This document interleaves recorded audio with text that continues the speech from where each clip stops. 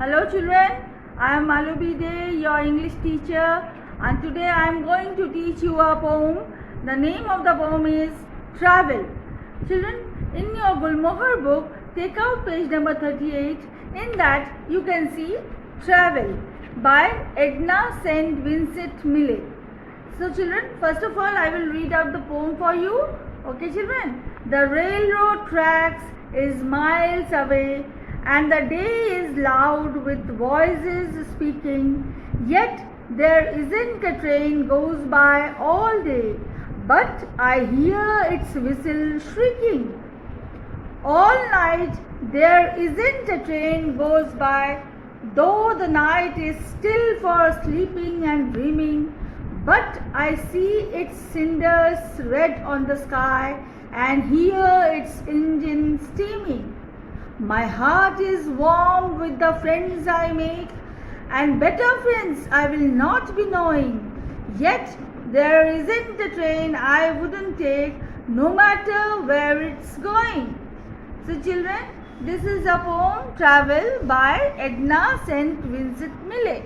Now children, I will tell you few lines about Edna St. Vincent Millay. Okay children? Children, Edna St. Vincent Millay. Now, Edna St. Vincent Millay was an American lyrical poet and playwright. She received the Pulitzer Prize for Poetry in 1923. She was the third woman to win the award for poetry and also known for her feminist activism. She used the pseudonym Nancy Boyd for her prose work. The poet Richard Wilbur asserted she wrote some of the best sonnets of the century.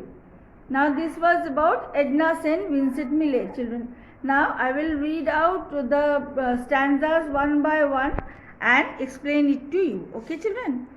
The first stanza. The railroad tracks is miles away and the day is loud with voices speaking. Yet there isn't a train goes by all day, but I hear its whistle shrieking. Now children, here the poem begins with the speaker describing a part of her everyday life that is not directly before her. The track is miles away from where she lives. The passing trains are unshakable and the presence of the railroad tracks is remainder of possibilities that are so close but still out of her reach. It means she could only listen to the noise of the track, but she was unable to see because the track is miles away. Now children, I will read the second stanza. All night there isn't a train goes by, though the night is still for sleeping and dreaming, but I see its cinders red on the sky and hear its engine steaming. Now children, I will explain to you the second stanza. In the second stanza, the speaker continues to discuss the importance of this moving train to her everyday life. The speaker is thinking on her own propensity to obsess over the presence of the train and its ability to make its way into every moment of her waking and sleeping hours. It is night time at this point, and she is describing how once it gets dark, there isn't a train that goes by. Perhaps a reader might think the speaker is able to take a respite in these moments. If it is night and she knows that no trains will be passing, maybe that puts her at rest. Unfortunately for the speaker, this is not the case.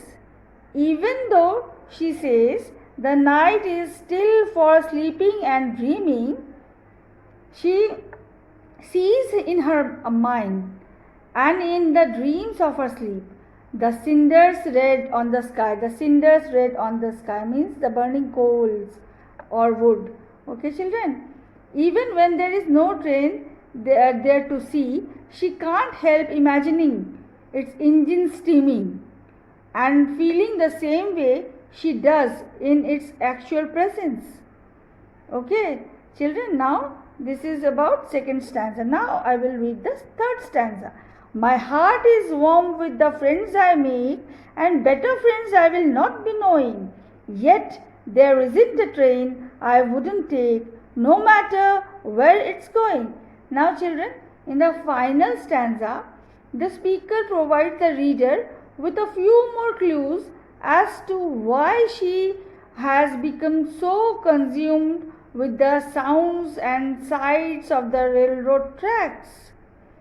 Children, the narrator is thinking into the future that she might have if she was to get on one of the passing trains and sees herself among new friends she prefers. These are people that she knows she could, but never will meet. The speaker's tone is fully developed at this point. It is clear that she is becoming increasingly worn down by the fact that her life is not going to change. In the last two lines, the poet considers the fact that a reader will be curious about where the trains are going and where it is exactly that her narrator would like to end up. The speaker concludes this by concludes this debate by stating that she doesn't care where the trains are going. She would get on any one of them without even considering the destination. Her greatest desire is to leave, or as the title states, to travel. So children, this was the explanation of the poem Travel by Edna St. Vincent Millay. Hope you have listened to me carefully and understood the poem. Now children, there are some difficult words in this lesson 2, in this poem also. You can see it on the page number 39. There are some difficult words given. You have to learn all those difficult words. And this is all for today's class. Okay children?